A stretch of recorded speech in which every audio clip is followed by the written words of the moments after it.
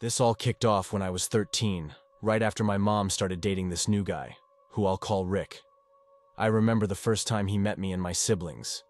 He looked at my mom and said, "Wow, didn't know you had an army." Looking back, it was a weird thing for him to say since he'd already gone on a few dates with my mom and she told him exactly how many kids she had. Rick seemed pretty normal at first. He was in his early 40s and had 2 older sons from his previous marriage, who would come over for dinner sometimes. Things got bad after he moved in. He would yell a lot and have loud fights with my mom, throwing things at her, but he'd always sweet-talk his way out of it afterward, which is probably why she didn't leave him sooner. But Rick had a hard time getting along with me and my siblings. He would complain about every little thing we did wrong and became very controlling. Whenever we complained about how he was treating our mom, he'd accuse us of trying to break them up. This worked almost every time because it would make her mad, and she'd yell at us instead of him. As we got older, he stopped us from seeing friends he didn't like and wouldn't allow our friends over unless they got his approval first. I realized he was nuts when he picked me up from school one day, which he never did, and while driving home, he accused my sister of talking trash about him behind his back. When I asked how he knew that, he said he had proof. When we got home, he showed us a tape recorder and played back a recording of my sister and me complaining about him in our bedrooms at night. I asked him why he had put a recorder in our rooms, and we got into a massive fight. I called my mom right away and told her everything. I made him take out all the recorders from our bedrooms, but I'm sure he kept hiding them because he would bring up things my sister and I talked about when he wasn't around. We got so paranoid that we would whisper and never discuss private stuff, just in case he was listening. We even worried he had hidden cameras too. We'd change clothes super fast so he wouldn't see anything if there were cameras. Thinking about the fear we lived in still makes me angry. When I turned 17, I got a job at a local diner, and Dave had a huge problem with it. His reason was that my boyfriend at the time worked there, and he thought I was just going to fool around with him. So, to keep tabs on me, Dave would sit in his car and record me while I worked. He did this for a month straight. He'd show me the recordings later, which led to more fights, ending with me, a 17-year-old, begging a man in his late 40s not to stalk me at work. I had enough and moved in with my dad, who had just come back to town. My dad was furious when I told him everything. He wanted to call the cops on Dave, but my mom begged him not to. They split up a few years later for a different reason, so luckily, I never saw him again.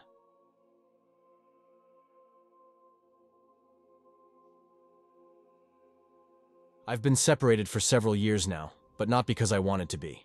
My ex, Lisa, ended things suddenly, accusing me of cheating. The thing is, I never cheated on her. I was deeply in love with her. My feelings never changed. I didn't spend too much time at work or with friends, so I gave her no reason to suspect I was unfaithful. It turns out, she was pretending to be someone she wasn't. Unfortunately, I only realized this during our nasty divorce. The judge believed her claims of my infidelity without question, leaving me in financial ruin. I thought about fighting for custody of our 2 kids, but she threatened to accuse me of abuse. Once she said that, I knew I wouldn't win. The family court judge would have believed her just as easily as the divorce judge. Now I live in a small apartment, juggling 2 jobs to keep up with alimony and child support. I get to see my kids once a month, if I'm lucky. She's messed with my visitation rights a few times, and I can't risk her playing the abuse card. A few months ago, she started letting them visit every other weekend. That's when I noticed something wrong. My son had a bruise and a cut on his arm. I asked him what happened, and he said he got into a fight at school. The next time I saw them, my daughter had a bruise too, with the same excuse. I started to worry. Both kids fighting at school within weeks? Not impossible, but I wasn't buying it. Over the next few months, I saw more issues. Their clothes were worn and dirty, and they both looked thinner. This didn't make sense. My ex was getting plenty of money for child support. There was no reason for my kids to look like this. I asked them what was going on, but they wouldn't say much. This made me even more suspicious. I couldn't afford a private investigator, but a well-off friend agreed to help. I asked him to set up a security camera in my apartment. When he asked why, I told him, "I have a feeling I might need it soon." A few weeks later, the private detective met with me and my friend at my place. and what he told us was very disturbing. He had lots of pictures of my ex hanging out with shady people, buying drugs in sketchy places. In some photos, she was seen leaving fancy stores with new shoes and expensive clothes. She had been using the money I sent for child support on herself. The last 2 pictures were the worst. They showed her at home, fists raised, while my kids looked scared and were crying. So much for their stories about school fights. He also mentioned that my ex might have seen him or noticed something was off. He wasn't sure. But now I had the proof I needed to expose her. That night, I was jolted awake by my doorbell ringing non-stop. I stumbled to the door and opened it. There she was, looking furious. If looks could kill, I'd be dead. But I stayed calm. "What do you want at this hour?" "You had someone follow me, didn't you? Taking pictures of me?" "So you saw him, huh?" I replied, enjoying her realization. "Why the hell did you do that?" "I had my reasons. I've got proof now. You're going to jail, and you won't see the kids again if I can help it." She stood there, silent for a moment, seething. "If I can't have them, neither will you." Suddenly, she pulled out a knife. I was too slow to react, and she stabbed me in the shoulder. I stumbled back, and she tried to drive the knife in deeper. I managed to push her off, but she slashed my arm, leaving a nasty cut. I grabbed a lamp and threw it at her. It hit her head, knocking her out. The police showed up, and I explained everything. By then, my ex was awake and tried to play the victim, saying she stabbed me in self-defense. I told the cops about the security camera, which would show what really happened. I knew I had made the right choice installing it. My ex ended up with a long prison sentence for drug use, neglect, child abuse, and trying to kill me. She wouldn't be out until she was old and gray. I couldn't take in my kids right away due to my financial mess, but the court promised I could have full custody once I got back on my feet. For now, my kids are with my parents, but I can't wait to rebuild our lives together.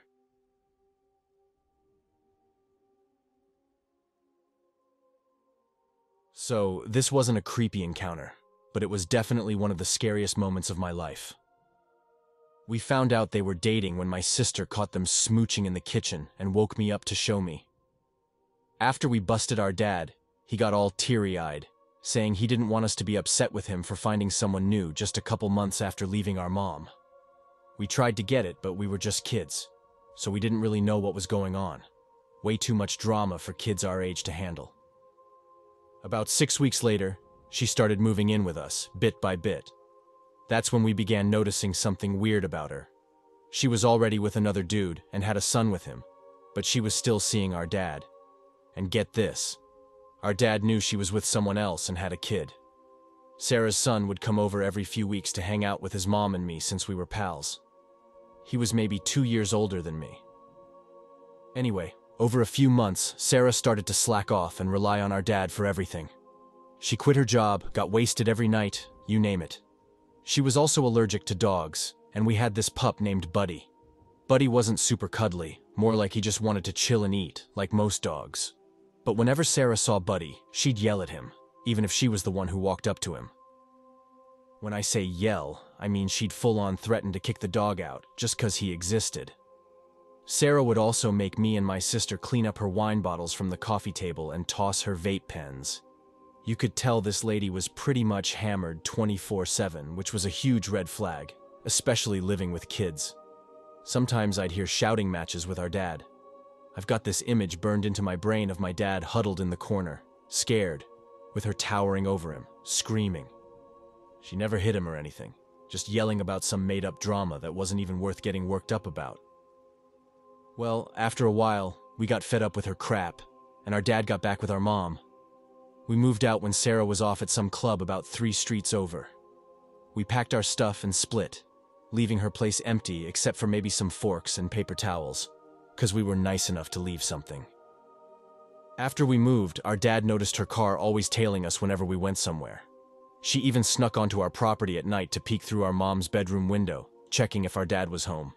Most nights he wasn't, 'cause he worked as a teacher with evening classes. Sometimes I'd spot her car parked in the middle of our street, and she'd walk up to our house and peep through my window too, seeing if I was awake. I had awful nightmares as a kid, and most nights I was scared to fall asleep. We didn't see her again after we got the sheriff to follow us and catch her stalking. She messed up some everyday stuff for me, like mini golf courses. She took me to one once, and now whenever I see them, it brings back memories of when we were in the car and went to play. She let me borrow her old putter. I kinda miss when she was cool and nice to us, but I guess people change.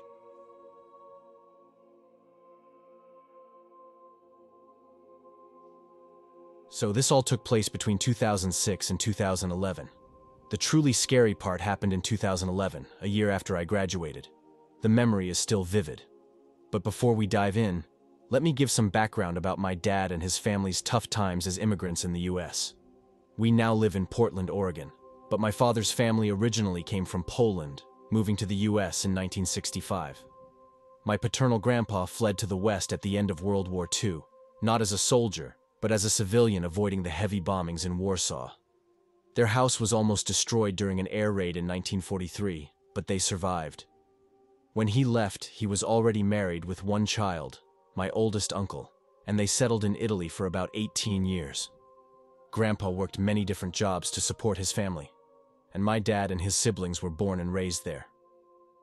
By the time they moved to the US, my dad was 5 and the youngest of 5 kids. They arrived in Los Angeles with no money and spent some days homeless, begging on the streets. Grandpa and his oldest son took several jobs to save up enough to rent a small apartment. Grandma found work cleaning parks, and my dad, along with his siblings, would often help her out. Once they were more settled, my dad and his siblings went to school while working, eventually finishing their basic education. My dad and his siblings managed to go to college and find stable jobs. My dad aimed to become a teacher after moving to another state, but his younger brother dropped out of school, spent his money on drinking, smoking, and drugs, and often clashed with his siblings, accusing them of stealing his money for his habits. They insisted he go to rehab, and after a year, he emerged changed and found a stable job and a loving partner. It took years for my dad's family to achieve a stable life. My grandparents moved to Eugene to be near my younger uncle, who could help them as they aged. My dad moved to Oregon in 1986, following his older siblings who had moved earlier in 1984. He settled in Portland and found a teaching job. He met my mom soon after and they married. Growing up, I spoke Polish at home. My mom was a nurse at a local hospital, and my dad worked as a high school teacher. I was an only child, so I often felt lonely without siblings to play with. Learning English was a challenge for me, taking several years to become fluent. In elementary school, I was often mocked for my stuttering English, making me feel like an outsider, but my parents always supported and defended me. Eventually, I learned to ignore the bullies, seeking peace instead. By 5th and 6th grade, I finally made some friends. My parents informed my advisor about my struggles with English, and thankfully, my mom's friend, fluent in Polish, volunteered to help. He became my translator until I could fully understand and speak English. This support eased my stress, and my translator accompanied me to school, helping me interact with others.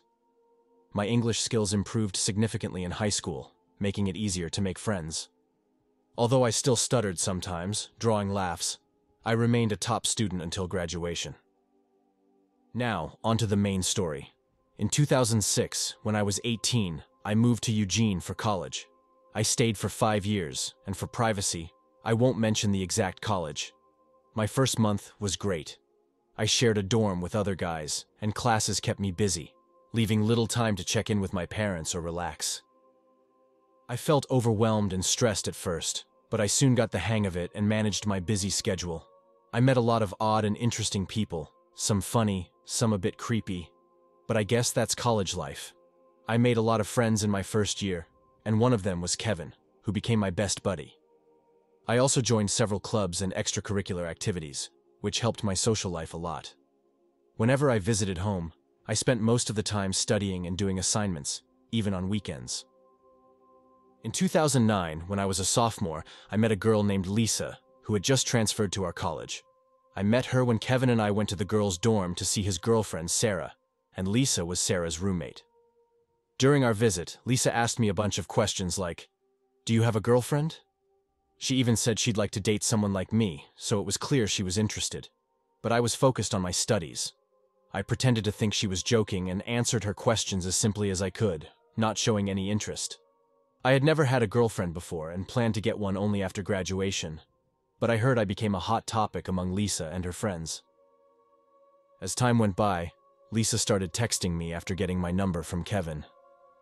At first, I found it hard to make time for her because I was so busy, but Kevin told me she really liked me, so I decided to give it a shot. I started texting her back, and we began talking on the phone.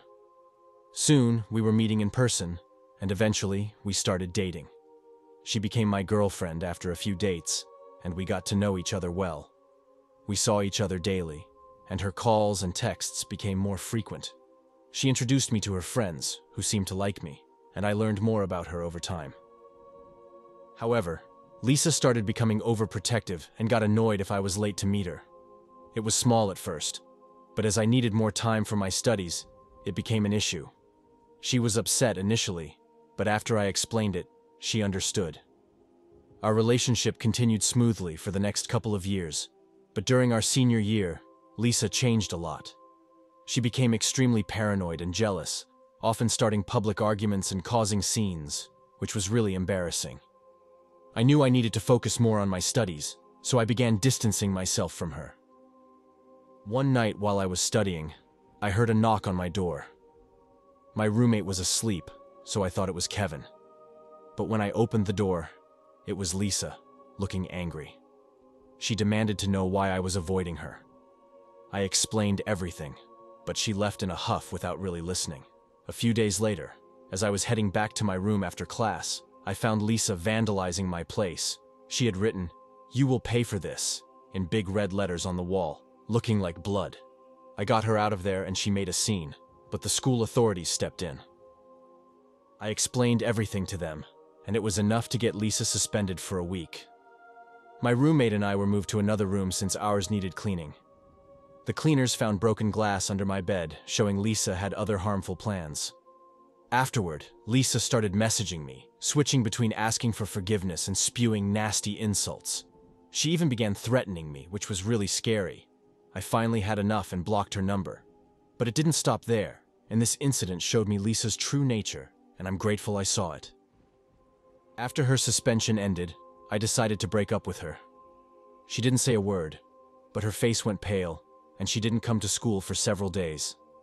I apologized and felt bad for hurting her, knowing she was really down. Eventually, she came back to campus and attended classes, but she was always alone, which made me think the breakup had affected her friendships too. She started venting her anger at me on social media. One day, I found a post from her with my pictures and captions full of insults. I reported and blocked her on Facebook, tired of her immature behavior. After the breakup, I gathered the courage to reconnect with Kevin and my friends, apologizing for neglecting them. They forgave me, and we became close again. One day, I asked Sarah about Lisa, and she said Lisa hadn't moved on and made life miserable. Sarah even requested a room change because of Lisa's behavior. According to Sarah, Lisa had become obsessed and changed a lot after the breakup. She would cry nonstop and swear in the room, showing her darker side. She fought with other students, made threats, and talked about creepy things, scaring her friends. Lisa even had scratch marks on her arms, making her friends think she might harm herself. When they tried to help, she got violent and threw things. Her behavior caused her friends to distance themselves. I was shocked and hoped she would change for the better, but she didn't. Months went by without any news about her. I graduated and tried to forget all the bad memories. After graduation, I moved back to Spokane and started my new life. My friends celebrated in various ways. Some partied, others went on vacation, and those from outside the city returned home to celebrate with their families. Sarah moved in with Kevin in the suburbs.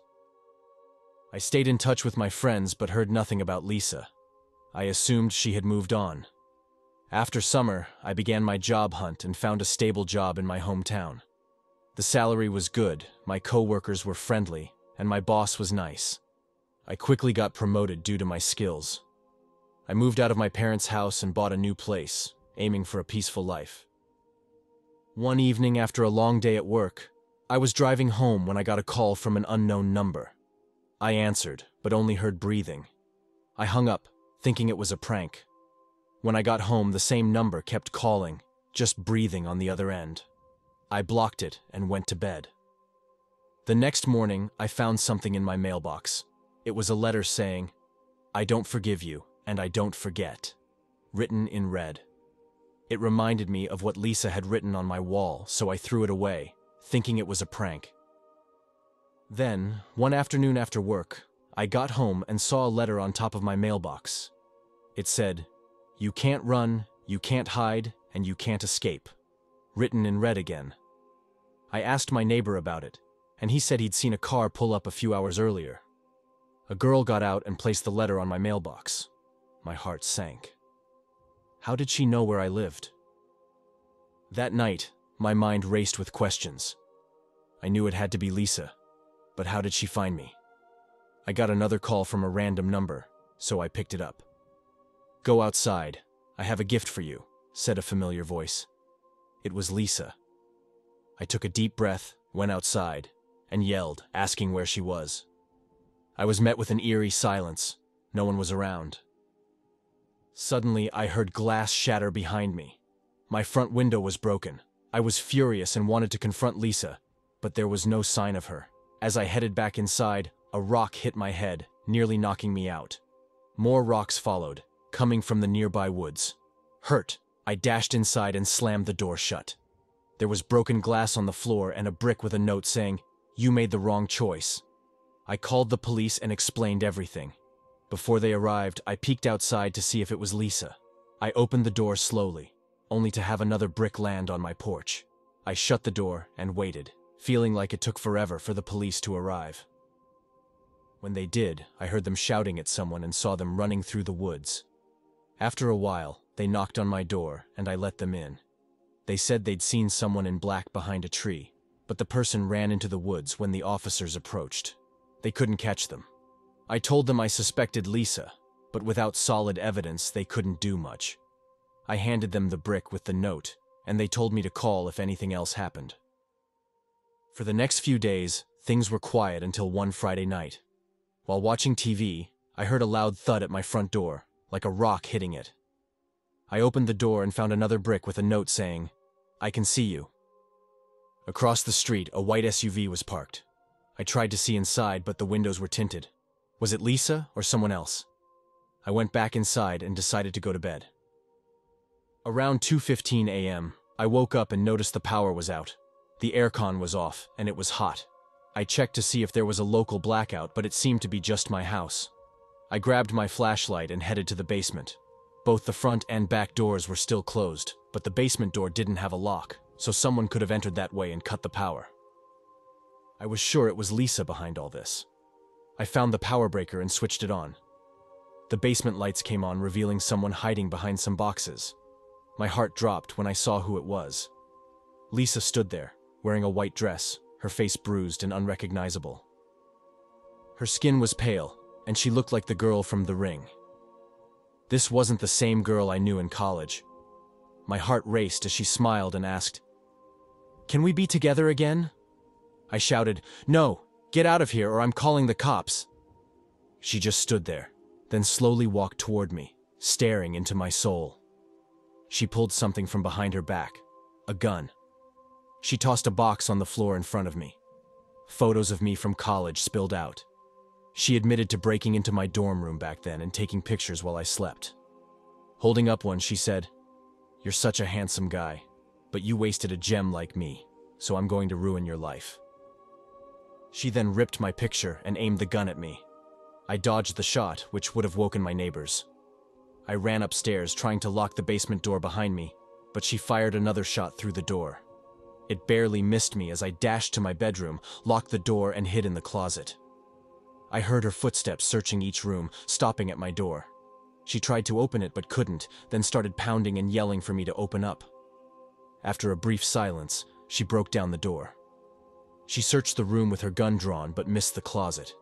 With her back to me, I grabbed the baseball bat from inside the closet, took a deep breath, and quietly opened the door. She didn't hear me.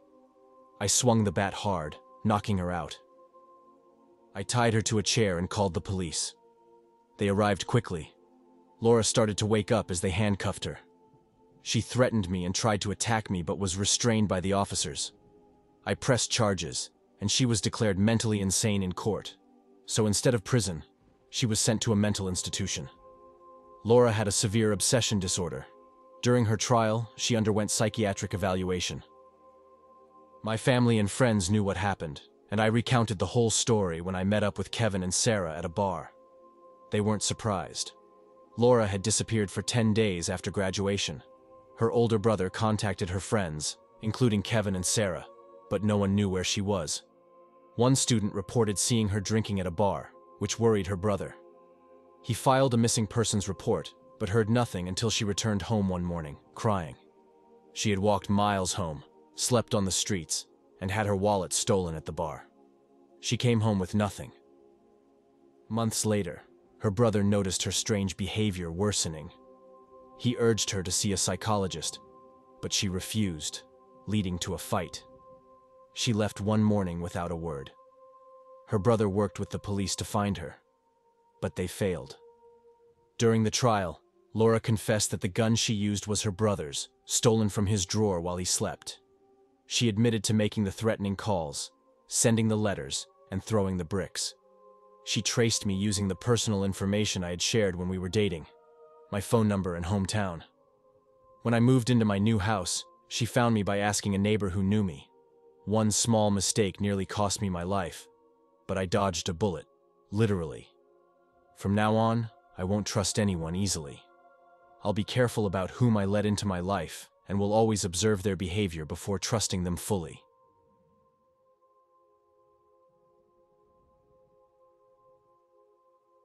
So, I've never shared this with anyone, because how do you tell your family you almost got kidnapped when you were 10?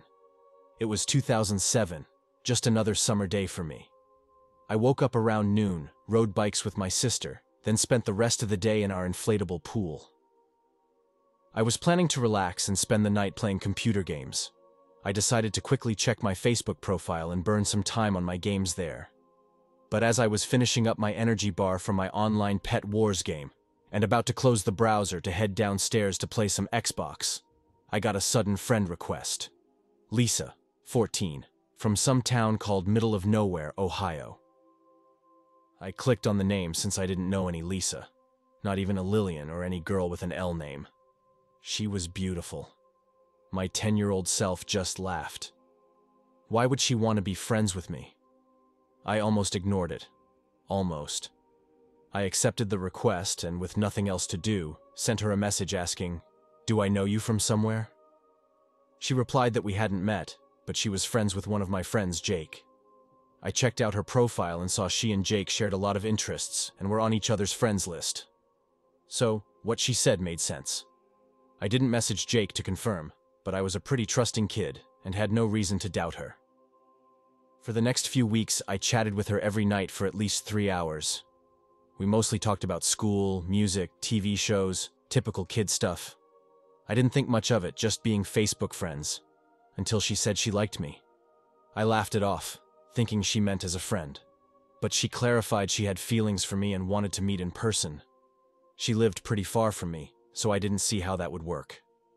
I knew my parents wouldn't take me to meet some girl I met online, and honestly, I didn't want them to. They were good parents, but I just never felt I could talk to them about these things, so I shrugged it off.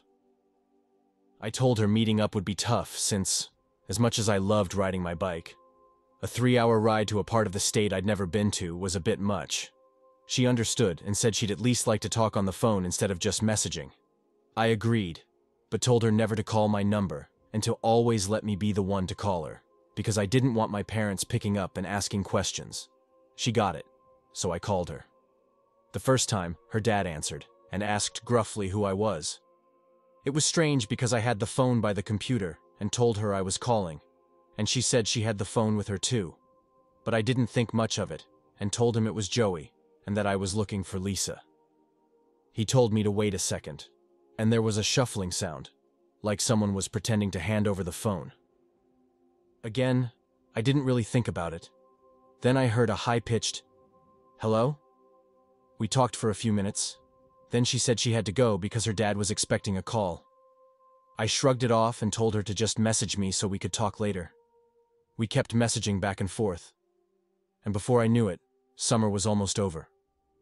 She was bummed we hadn't met in person, so she suggested an idea. She said there was an end-of-summer event at a lake near my house and that her family sometimes went there, so she could probably convince them to go. My family usually went to the lake for the 4th of July, and we just had a good time there, so it wasn't hard for me to convince my folks to go too. A few nights later, she let me know her family agreed, and she was super excited to finally meet me. She told me she was going to kiss me as soon as she saw me, which made me blush. I tried to play it cool, like I was some guy who'd kissed lots of girls before, but I wasn't. I was thrilled at the thought of kissing a girl, and it was only a few nights away. I had trouble sleeping the next few nights and stayed up late talking to Lisa. We were both excited and couldn't wait to meet. It felt like a magical experience. The night before, I stayed up until 8 a.m. talking to her. The day finally came, and after an early afternoon bike ride and a quick swim, our family packed into the car. My dad took the truck so my brother and I could bring our bikes to the lake. There were plenty of bike trails, and we always enjoyed riding there, but I told my brother I wouldn't be hanging with him all night and would only ride a bit before meeting another friend. He wanted to tag along, like little brothers do, but I quickly convinced him he didn't want to hang out with me because the other kids were mean, and I was only hanging out with them because of one of them. Thankfully, he didn't ask any more questions. About an hour later, with the sun setting, my brother said he was heading back to meet our parents because he didn't like riding in the dark. He had a knack for crashing even in daylight, so when I went off on my own, it was without any problem. I made my way to the picnic spot where Lisa and I had agreed to meet and sat on one of the tables, my bike leaning against the side.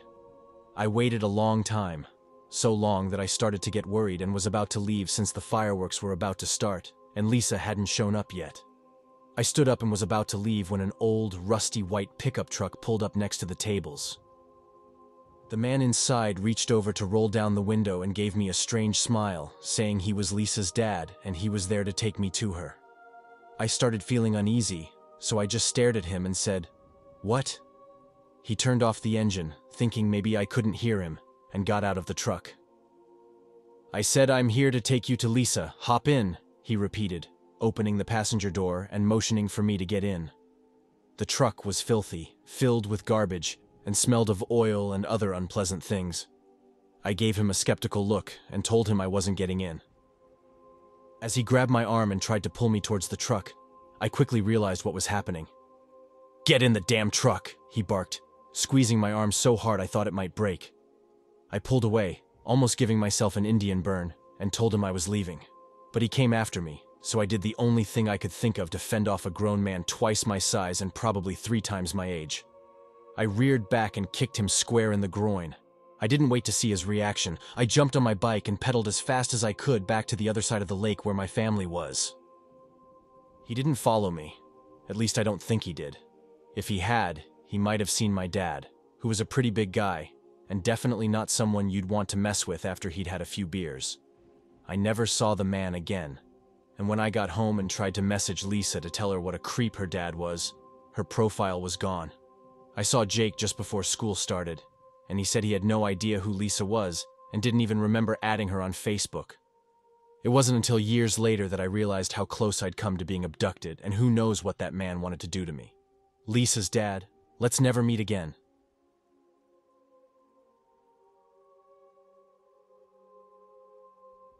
For some background, I've known this guy for around 4 years now. At first, I thought he was hilarious, smart, and overall a fascinating person. Everyone else thought the same and still does. He's popular in our town and well-liked by many. This becomes relevant later. We didn't become close friends until a few months into knowing each other. One day we were joking around and we just clicked. It was one of those times where you laugh so hard you can't breathe. It was a blast. When I first met him, his ex-girlfriend warned me about him. I was pretty friendly with her but dismissed her claims, thinking she was just bitter. She said he had ignored her boundaries, was mean to her, and once tried to drown her. She described how he forced her underwater repeatedly while they were swimming until she broke up with him. I shrugged it off. assuming she was exaggerating. One day, he casually bragged about bullying a kid in high school, trying to make him end his life. The kid only cut himself, so my friend lost interest. He laughed about it, finding it funny. This unsettled me since I'd never seen him so heartless before. Another time, we went hiking on a busy trail. He kept commenting on a woman he found attractive, even though she was with her partner. It felt weird. Later, while eating, he steered the conversation towards sex. It started normally, but then he revealed his dark fantasies about kidnapping, raping, and killing women. He described in detail his desire to torture and perform necrophilia. After eating, he joked about doing those things to the woman we saw earlier. He kept bringing it up throughout the day, and it was clear he wasn't joking. It felt more like a suggestion.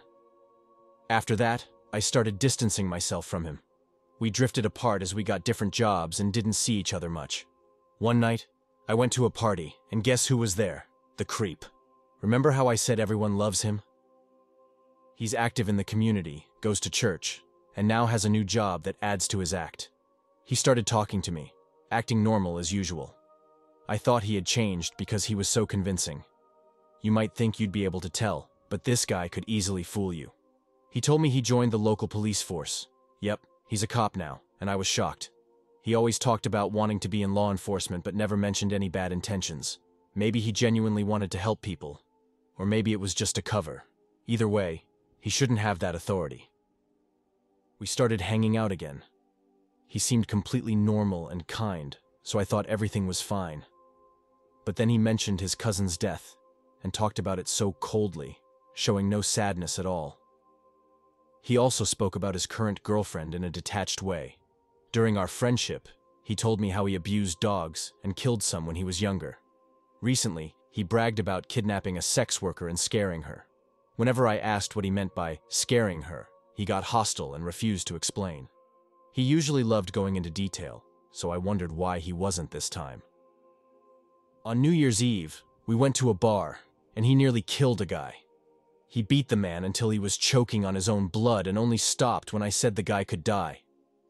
I tried to physically stop him, but he's much stronger than I am. He turned around with a blank expression and casually continued our conversation. I reported him to the police anonymously, but I haven't heard back. I'm convinced he's a psychopath or something similar. Update. I contacted the FBI in my state, and they said they'd look into it. The conversation gave me hope that this will be resolved. It sounded promising. I have more stories about the horrible things he's done if anyone's interested.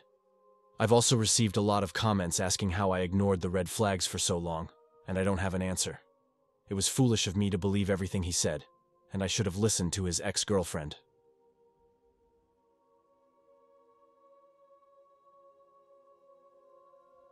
A while back, I tried out a dating app and matched with a sheriff. His dog looked adorable, so I thought, why not finally meet a police dog? But things went south fast when he kept whining about his recent breakup. I can't remember the specifics, but it was obvious he was the cause of the problems. Plus, he was way too into my big assets, ink, and dyed hair. I told him straight up I wasn't interested, and mentioned he was throwing up red flags for me. He pleaded for another shot, but I said no, and blocked him. A few nights later, around midnight, there's a loud knock at my door. My stomach sank. I peered through the peephole and saw some guy with food. He said he was with Uber Eats. I told him I hadn't ordered anything, but he insisted someone else did and mentioned my name. I asked who sent it, and he gave a name I didn't know. I told him to just toss it in the dumpster because I wasn't sure if he was legit. Later, I was scrolling through my dating app matches and noticed the cop's name. I checked my blocked messages and saw he had been texting me a lot. The last message read, "Hope you enjoy your dinner." Realizing it was him, I unblocked him to monitor the situation in case I needed to worry about my safety or arm myself. A few weeks later, while working at the salon, I got a call from an unknown number. I pick up, expecting a potential new client. A voice says, "Hey Sarah, I'm at the Dunkin' across the street. What coffee do you like?" Confused, I reply, "Who is this? You're not on my schedule." As I check my planner, he says his name, and my stomach drops again. How does he know where I work? I ask him how he figured it out, and he explains. He reverse searched my photos from the dating app, found my social media, and then my salon's Yelp page. He even got my address from there. I tell him I'm going to report him for stalking, and that if he comes near me again, I'll consider it a threat and defend myself. Despite everything, he keeps begging for another chance. I hang up and call the police department where he works. Small town, easy to find. They won't even let me email screenshots of his creepy texts. The dispatcher says, "Oh, I'm so sorry. He's going through a lot right now, honey." They were treating him like he was the victim. After that, he mostly left me alone, but I was terrified to live by myself for the first time in my life. I run a meme page on Instagram with about 7,000 followers. I went through and blocked all 5 of his accounts I found and tried to move on. This happened years ago, but all those feelings came rushing back when I saw a familiar profile picture comment on one of my posts. I must have missed one of his accounts. I had shared a picture of me holding 2 large fish from a fishing trip, and he commented, "I wish I was one of those fish. I'd love to know what it's like to be held by you. Gross."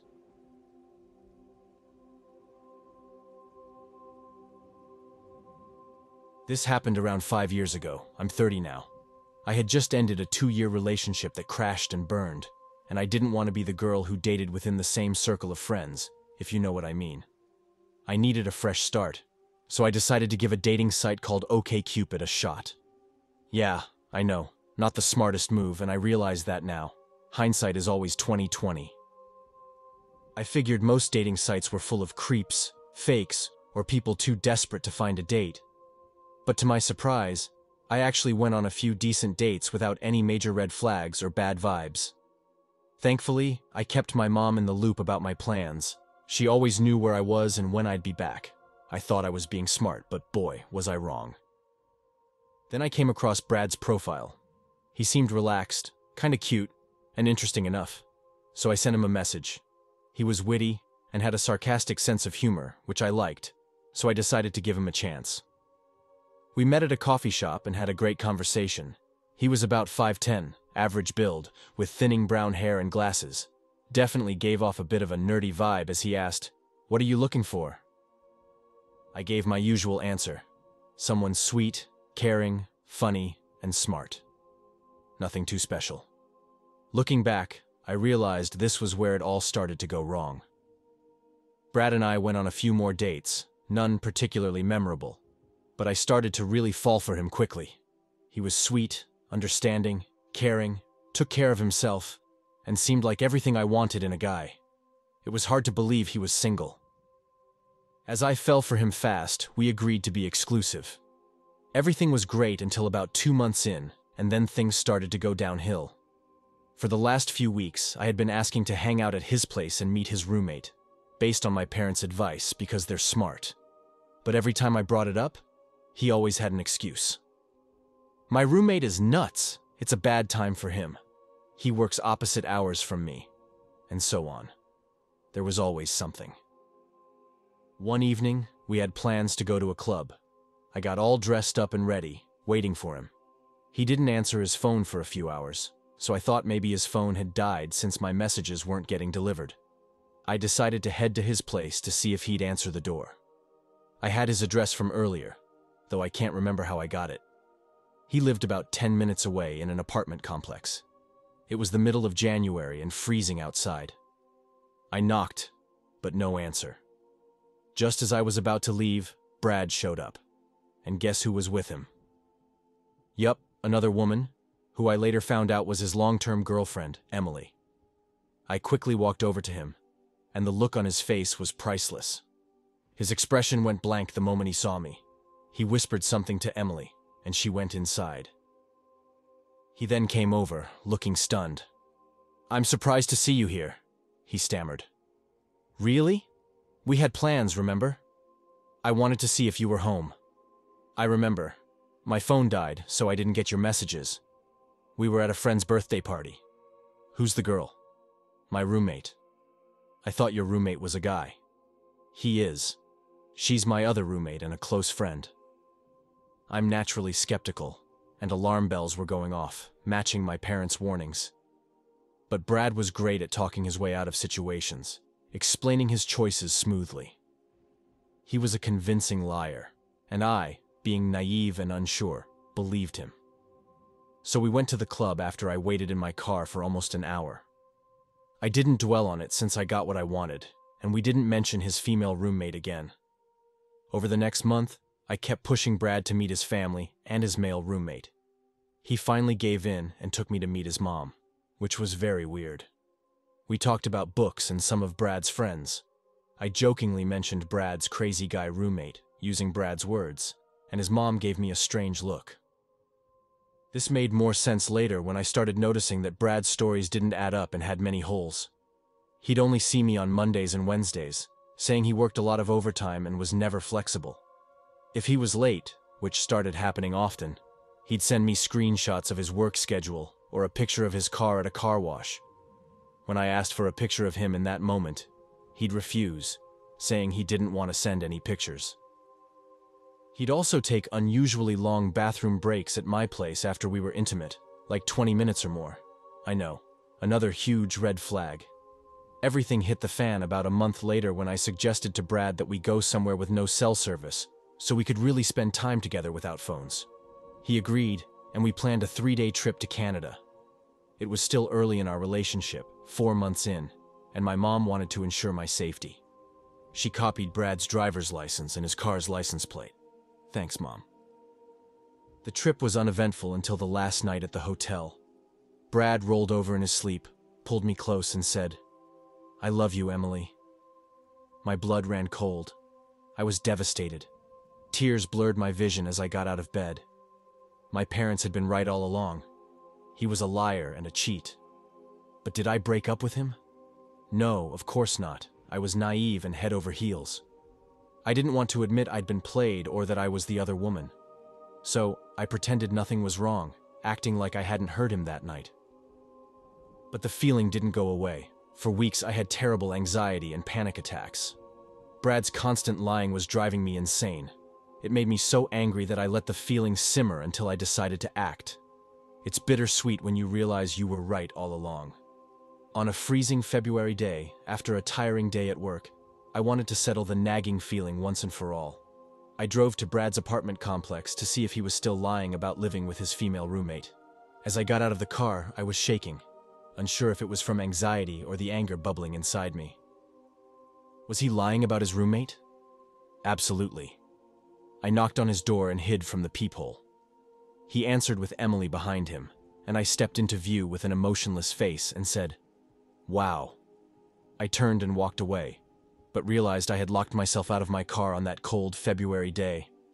I was so distracted by my rage and sadness that I didn't realize I had left my keys and phone in the car. I felt like such an idiot. I was beside myself with anger, not only at Brad, but at myself for being so foolish.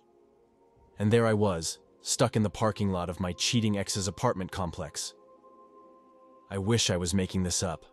With nothing else to lose, literally, I walked back to Brad's apartment and knocked on their door again. Emily answered the door, and I begged to use their phone to call 8AA. Surprisingly, she agreed and handed me her phone. The whole time, Brad was pacing around, clearly annoyed. At one point, he even went outside with a coat hanger to try and unlock my car, but it didn't work. While he was busy, I took the chance to talk to Emily. I asked her rapid-fire questions about their relationship, how long they'd been together, where they met. I felt like an investigator, and by the time Brad came back in, I had enough info to confirm he was not who he claimed to be. Everything started to click. One of the biggest aha moments was when we talked about being in a relationship with him on Facebook. This sly idiot had made 2 different Facebook accounts to be in a relationship with both of us. He blocked each of us on the other's account so we wouldn't find out. I remembered how I once commented on his sparse Facebook profile, and he said it was because he only used it for work contacts. Towards the end of our chat, I tried to convince Emily that Brad was a pathological liar and didn't care about her, but then I realized she might already know and be in on it, or she was just that naive. I tried texting her after leaving their place, but it was useless. Brad was alone with her, and he was a master at spinning stories. But I had one last trick up my sleeve. Over the next week, I used any free time I had between studying and working to gather evidence against Brad.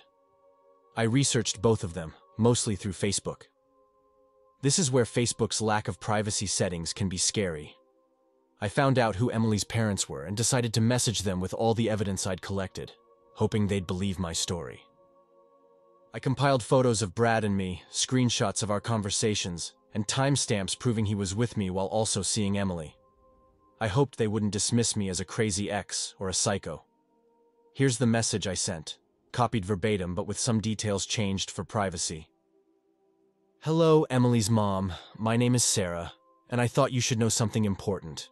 Your daughter is being deceived by her current boyfriend, Brad. I met him on an online dating site, OkCupid, and we've been together for the past 5 months. But Brad lied to me about everything, and I doubt your daughter knows the extent of his deceit. I believe it's only right to share the information I've gathered so she can be aware, and he can no longer get away with this behavior. Brad is not who he says he is. He has lied about many aspects of his life. I have photos and screenshots to back up what I'm saying. Here is a breakdown of what I learned while dating him for 5 months. Here, I listed detailed information and attached relevant pictures with dates and descriptions. As I mentioned, I met Brad on OkCupid in early November. His online name was Max, picture attached, which is also his username on Flickr. After sending the message, I hoped it would make a difference, and that Emily's parents wouldn't dismiss me as a crazy person. We dated for 5 months before I discovered he lied about his living situation and had another girlfriend, your daughter. I have several photos proving Dennis and I were a couple. He used 2 Facebook accounts, one for work, where he was in a relationship with me, and another where he was with your daughter. He deleted his work account, but I captured screenshots beforehand. Before I continue, I should mention I met your daughter twice. The first time was brief. Dennis said she was just a good friend. They had returned from Dave & Buster's for someone's birthday in late January. The second time was in early March. I went to Brad's apartment to see if he was still living there. He answered the door, and your daughter was behind him. Emily told me they had been dating for almost 4 years. I also learned about another girl, Megan, whom he dated before me. Megan sent me texts suggesting he might be seeing other women besides your daughter and her. I'll attach separate files with all the photos I've collected. They will be in the order mentioned in this letter. I hope this helps show Dennis is not who he claims to be, and that you won't be fooled like I was. Thank you for your time. Sincerely, Sarah.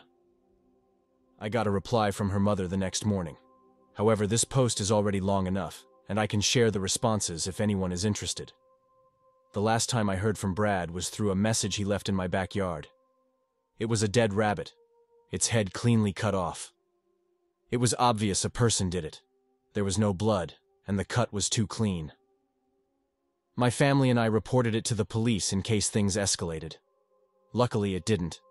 But Brad was smart enough not to leave any obvious trail linking him to the act. My goal is to share my story so that anyone reading knows their feelings are valid and to trust their gut.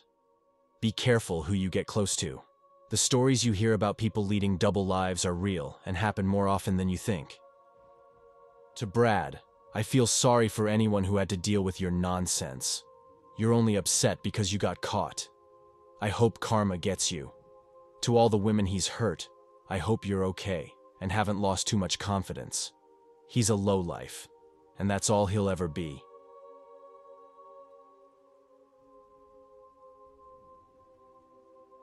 I was about 8 when my family moved to Montana. I quickly made a new bestie, and we were inseparable for years. We did everything as a duo. During my middle school days, I crashed at their place a lot because my folks were splitting up. My friend's house had this sweet jacuzzi in the yard, and their parents always had these wild gatherings with booze flowing. On those nights, we were banished upstairs. My buddy acted all weird when we'd sneak down for snacks, rushing us back up ASAP. A few times, I spotted some crazy stuff outside. Her dad getting handsy with random ladies, and her mom doing the same with different dudes. Most of them were in their birthday suits. I just shrugged it off, figuring everyone's got their quirks. It didn't take long to realize they were into the whole nudist and swinger scene. Every Saturday, they'd throw these backyard bashes. I wasn't bothered.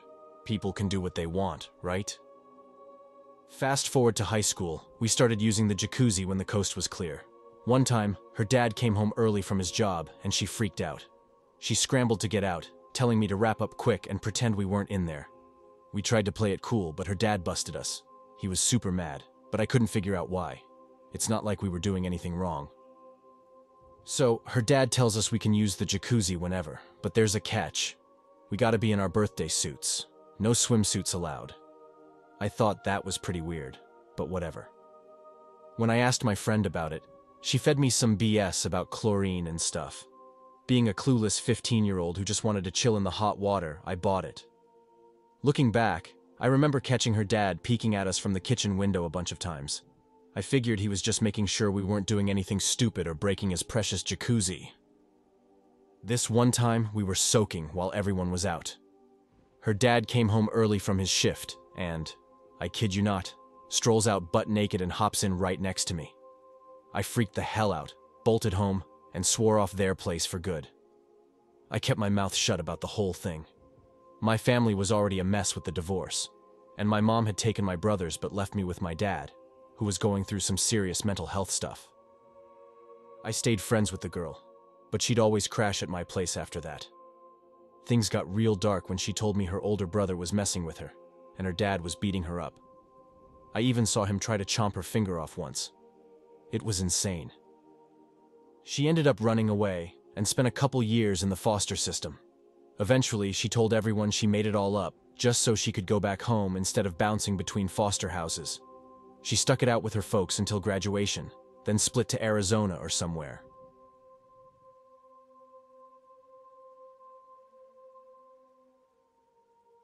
I recently met a guy online who seemed really nice. We set up a date for Friday, and everything was going smoothly until yesterday. He messaged me, suggesting we hang out the next morning, and I agreed, thinking we'd just grab a coffee at Dunkin' Donuts around the agreed time. I went to bed with a smile, only to be woken up by a call at 8 a.m. 5:30 a.m. My heart dropped. I couldn't believe someone I was supposed to meet for coffee showed up so early and just waited outside my house. After the call, I checked my messages. There was one from 5 a.m. with a picture of my house and the text, "Is this where you live?" Another said, "Someone spotted me, so I moved," along with a picture of my neighbor's house. I was freaked out, knowing my dad and neighbors were probably just as scared. I started panicking, texting friends to see if anyone was awake and could help. I got one reply in the group chat, but scared of being judged, I lied and said I had it under control. I decided to face this guy myself. "Hey, princess, how are you?" I saw him standing in my neighbor's yard, probably trying to see me through the window. Trembling, I forced a smile and let him hug me. He then went for a kiss, sloppy and with too much tongue. I froze, unsure of what to do. I tried to tell him that showing up at 5 a.m. wasn't okay, but he claimed he wanted to avoid traffic and didn't want to drive tired since he works nights. I tried to understand and let it go. We got into his car and went on what was supposed to be a normal date, but it wasn't. He kept groping me, licking my neck and talking about getting married and having kids right away. I managed to convince him to drop me off a few blocks from my house, thinking I could walk back safely. But then I noticed him following me in his car. When I confronted him, he asked if he could walk me to my door. Terrified, I told him no and hurried away. By the time I got home, I was crying and shaking. I texted him, saying we weren't a good match and told him to stay away from me and my family. His response? He called me the worst. After that, I decided to take a long break from online dating.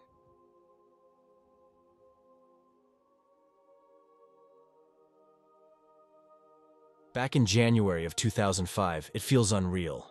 Nearly 9 years have passed since I was living in Sacramento, California, attending university. And one night, I was at home working on my final research paper for the term.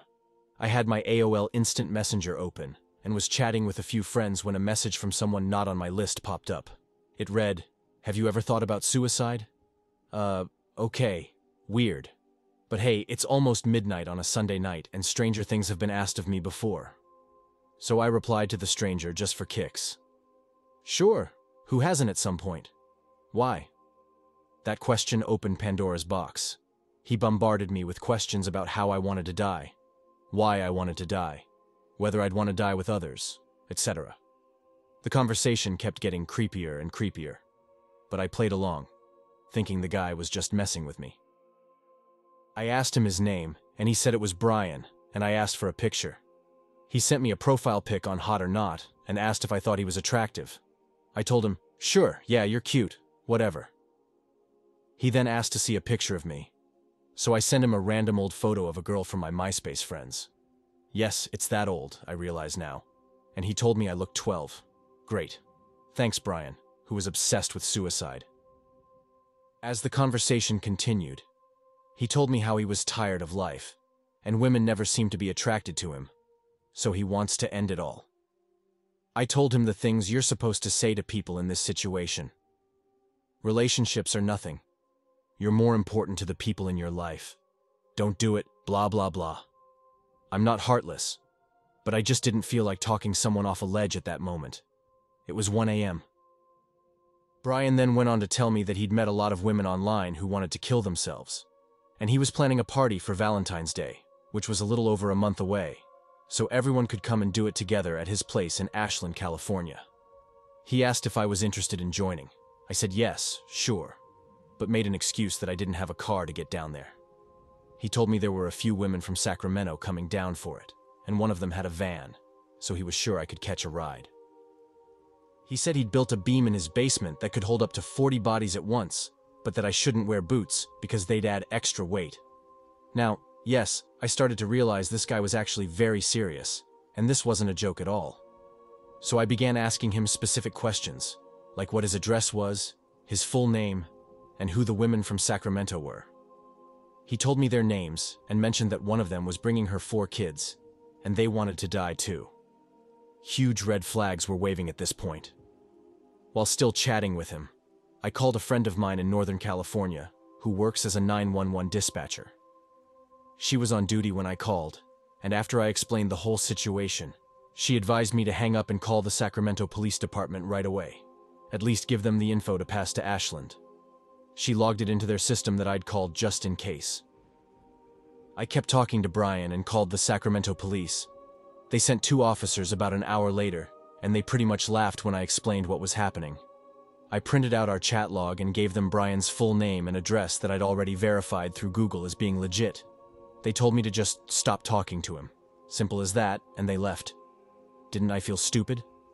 I called my friend back and told her what the Sacramento PD said, and she suggested keeping an eye on things. If he kept talking, just save the conversation. So I did just that. Another couple of hours passed, and things got to the point where I couldn't handle him anymore. He kept bombarding me with questions about how I wanted to die. Wearing clothes or not? Did I want to have sex before dying? Would I mind killing kids beforehand? Would I want to hold hands with others while we hang? Finally, I told him I'd get in touch closer to Valentine's Day. Mostly, I laughed it off with some friends because the Sacramento PD never got back to me about anything, so I assumed it was just a very strange prank. However, fast forward to February 11th, 2005, when a friend of mine called me while I was on campus heading to class. He told me about a guy in Ashland who'd been arrested for trying to set up a mass suicide pact for Valentine's Day. I was shocked. I ran to my office, logged into a computer, and sure enough, it was all over the news forums. Brian Collins arrested for plotting a mass suicide Valentine's Day party. My friend back home saw the news and called me, saying I needed to call the Sacramento PD and remind them I reported this back in January. So I made the call, and about an hour later, 2 FBI agents came to pick me up at my job, took me home, and seized my entire computer for analysis. We sat in my apartment as they kept questioning me about my involvement and if I really intended to commit suicide. I repeated over and over that I thought it was a joke, a prank, and that I only called the cops when he mentioned a woman from Sacramento bringing her kids too. I explained how I gave all the info to the Sacramento PD officers in January, and how was I supposed to know they hadn't done anything? They probably just ignored it or tossed it, never passing it to Ashland. The agent said the case had grown much larger, and that Brian had contacted hundreds of people, with at least 25 planning to come on Valentine's Day to his place and end their lives together. One woman's parents found emails between their daughter and Brian and called the police. which is how they finally got involved. Not from me, nearly a month ago. This happened less than a week before Valentine's Day. I was freaked out when they dropped me back at the university, and I told my boss everything that had happened. She mentioned that reporters had been calling non-stop since I left, wanting to speak to me, and she hadn't given out my cell number but thought it was only a matter of time before they showed up at the office. I was a student worker, and my name was on the campus website, directory, etc. If the media got a hold of a police report, they could quickly track me down. I called my mom to explain what happened, and she said she'd come get me that evening and bring me home for a break. I took a few days off, submitted my remaining assignments, and with the FBI holding onto my computer, I headed to Northern California to avoid the media. Big mistake. Huge. By the time I got home that night, they had already found my brother and sister-in-law, who thought it was so cool that ABC and CNN wanted to talk to me. They gave them my parents' address and my cell number. They're idiots. I was harassed, chased down, and semi-terrorized until I finally gave an interview to Good Morning America. I hoped it would die down after that. The story was out. Who cares? But I was wrong. Every media outlet cared until they got their exclusive 15 seconds of conversation that the others didn't have. I had my 15 seconds of fame, and I never want to deal with that again. Brian is still sitting in the Riverside State Hospital for his crime of soliciting to commit murder. Mister, have you ever thought of suicide? Let's never meet in real life.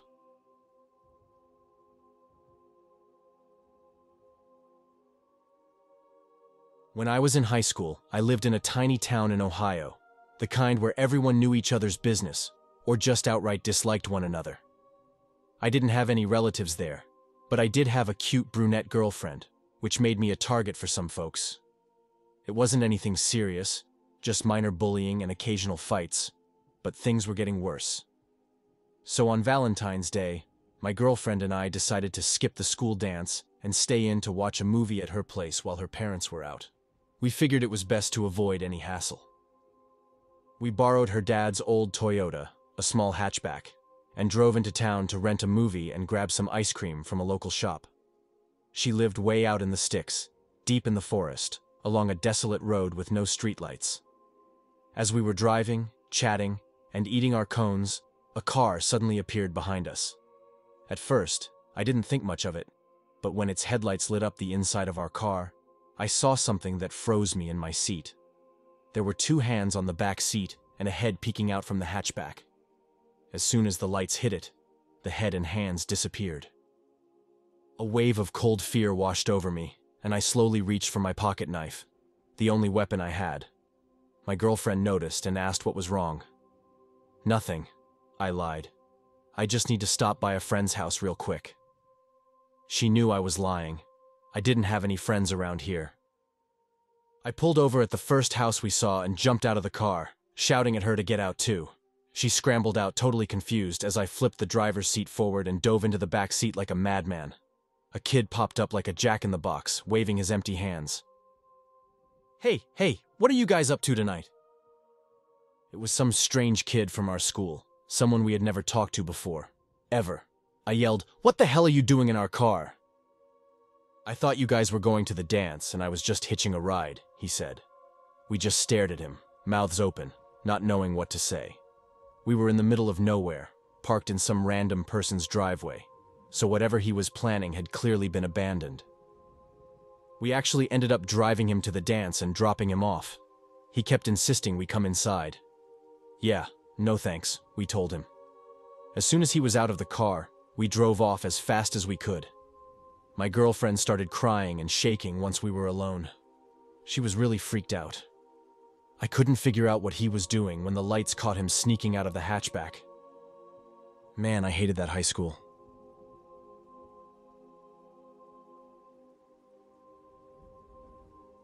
I'm 21, and my ex-boyfriend Tom is 25. We dated for around 3 months, but 2 months ago, I decided to call it quits for several reasons. One big reason was his lack of respect for my religious beliefs. I'm a Christian, and he couldn't grasp the fact that I wouldn't sleep with him before marriage. Our relationship seemed okay, though it was my first one, so I didn't have much to compare it to. He seemed nice enough. The breakup was fairly smooth, and he wanted to stay friends. This basically meant occasional texting and meeting up now and then. We were more like acquaintances than actual friends. The point is, there were no major issues between us until about 2 weeks ago when we had an argument. It was a Sunday, and as usual, I went to church. To my surprise, he showed up afterward.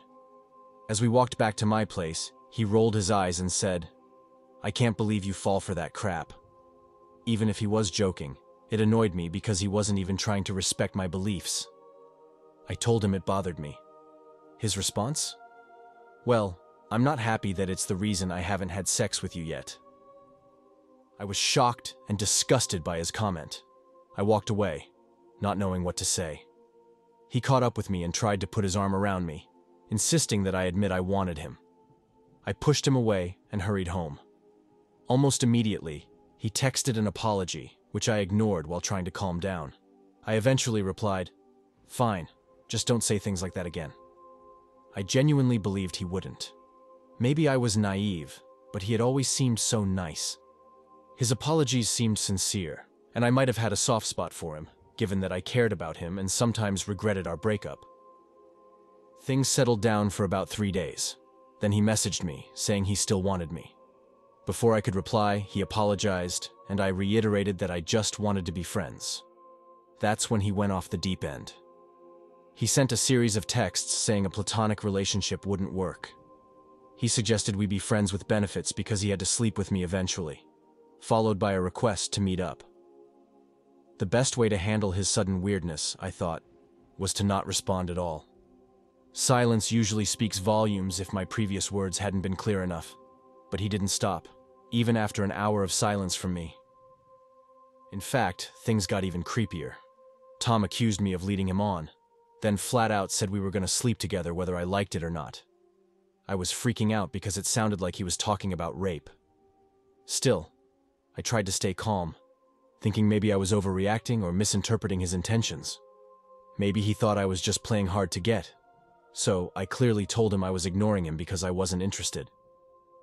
His response sent chills down my spine.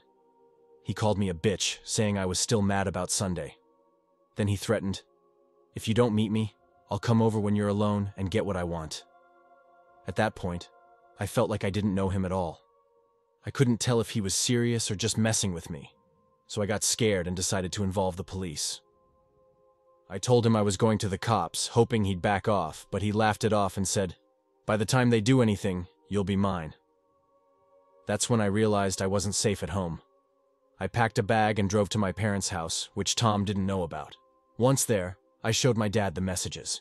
He was furious and took me to the police station for support. The police were concerned about the threats and did patrols around my house that night, but no one tried to break in. They took Tom in for questioning the next morning. An officer contacted me later that day and said they had enough evidence to charge him with harassment and threats. He was released on bail with orders not to contact me. I wish that was the end of it. 2 days after those texts, I was working the morning shift at the cafe when some flowers were delivered for me. The delivery guy asked for me by name. The card was the creepy part. It was a pre-written note, but still made my skin crawl. The card started with love and referred to our argument as just a misunderstanding. It apologized, like that would make things better, and then said I should apologize too because we both went too far. It ended saying I'd be happier if we got back together. It wasn't signed, but it was obvious who sent it.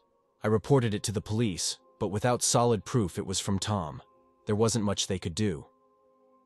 I've had some weird things happen on social media too. I've gotten a few strange friend requests on Facebook that I deleted, thinking they were from Tom. Thankfully, nothing major has happened. All I can really say to wrap this up, or at least hope to, since I pray this isn't ongoing, is that I've got pepper spray and I'm staying with my parents where I can access my dad's gun. It's probably best for both of us if we don't see each other again, at least until I take you to court. Edit. I've shared some updates in the comments, but some folks missed key details. First, following advice from some kind people here, I called the florist that sent the flowers. I explained the situation, and they said they don't give out personal information, even if I have boyfriend troubles. So, I talked to the police officer handling my case. He was fantastic, very understanding and professional. He went to the shop in person. Turns out, they do share customer details with the police. Surprise, surprise. It was my ex. That counts as a bail violation. And he's back in custody for now. Another recent update. 3 days after he was taken into custody again, I went back to my place, feeling safer. I was still nervous, so my dad came with me. When we got in, I saw a lot of mail shoved through the letterbox while I was away. Some of it was real, but most of it was crumpled paper, not sent by the mailman since none of it was in envelopes. It looked like someone just stuffed it in. There was also a small gift-wrapped parcel with no labels, which made me uneasy, especially after reading some of those letters. The letters were basically him ranting on paper. Pages and pages about how we're meant to be, how he can't live without me. He called me silly, selfish, and stupid for not giving him another chance. One part sticks with me where he swore he wouldn't let this go, no matter what. After that, I felt super uncomfortable and unsure why I stayed. Even though he was in custody and I was mostly safe, I avoided making a decision about staying or leaving, just hanging out with my dad for a while, deliberately not opening the parcel. I wasn't sure I wanted to know what he sent after what I read, but eventually, I did open it. That's when I decided to go back to my parents' house for a while, just for comfort. Inside the small box, wrapped with layers of paper, was another long rambling letter that unnerved me. He went on about how we both made mistakes and took things too far. He said he'd love me forever if I apologized and stopped acting foolish. We could forget everything that happened and start over as husband and wife, his words, not mine. Yes, he seriously proposed like that. Yes, the box had an engagement ring in it. It was a nice ring, but I know I'd never be comfortable wearing it. No, I'm not going to marry him. I'm adding this to the growing list of evidence I'm showing to the police and the court. Update again. Sadly, there's a part 2 to this mess. The incident that freaked me out happened on Wednesday, August 3rd. I was leaving work, and there was a guy sitting on the hood of a car across the street.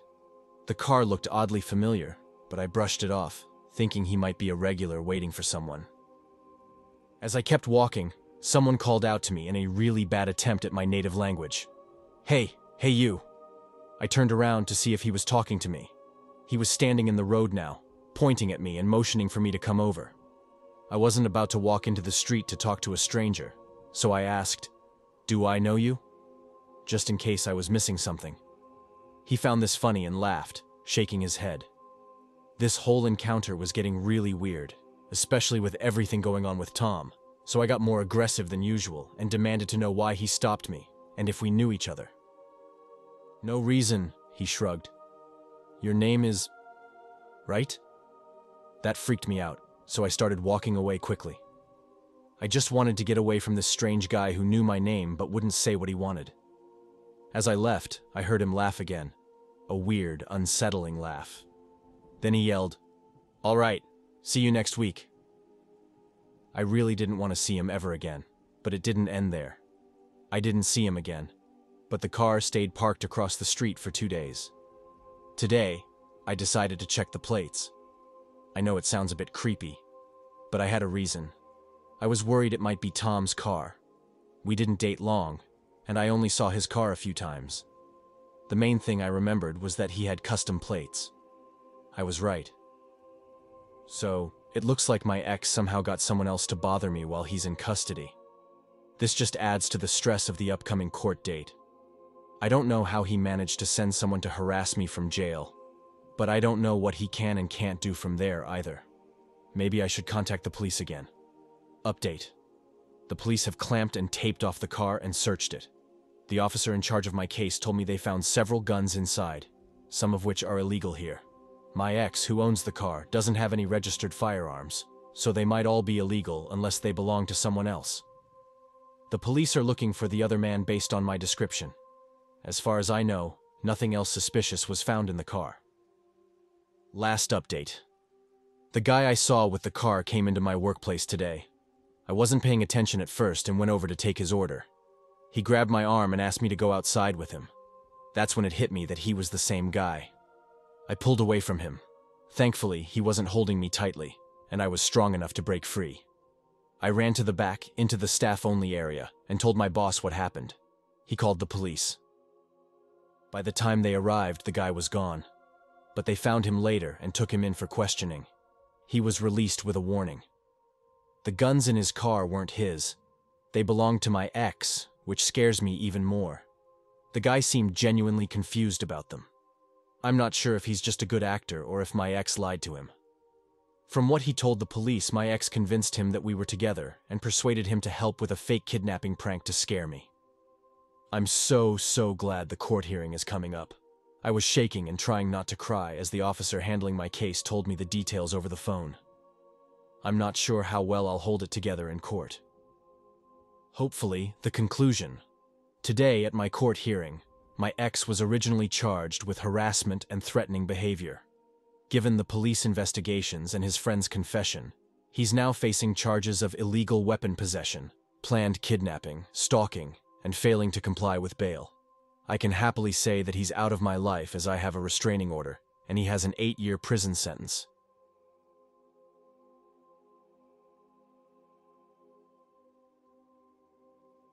I was working one Saturday in San Francisco as a tutor for people learning English. One of my regular students was a businessman around 45 years old. Usually I don't get along with business types, but this guy was always polite and seemed truly respectful. One Saturday, during our session, he suddenly started asking about my colleague. I told him what I knew, but I was puzzled since I didn't think my student had ever met or had lessons with my coworker.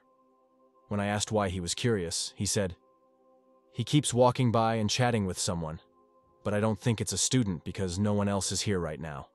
Is he okay? It's a bit distracting." That Saturday was Valentine's Day, and my colleague hadn't come in. Other than my students, I was alone in the building all day. I didn't see or hear anything myself, so it left me feeling pretty uneasy.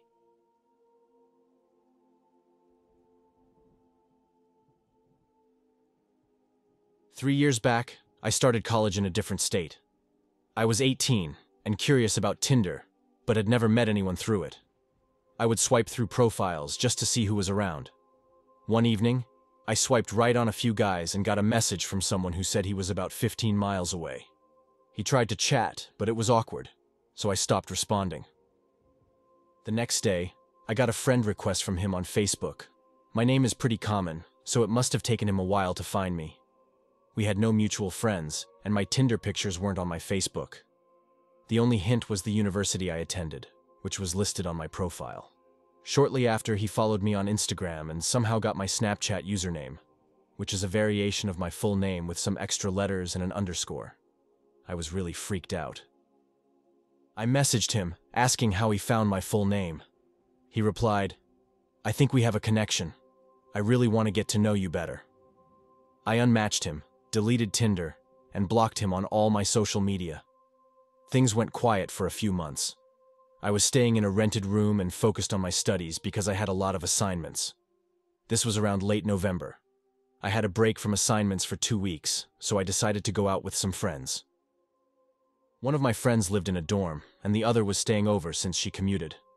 I decided to walk back to my rented room, thinking my landlord would freak out if I wasn't home by morning. I regret not taking a cab. I was about 20 minutes away from the club when I reached my front door around 3 a.m.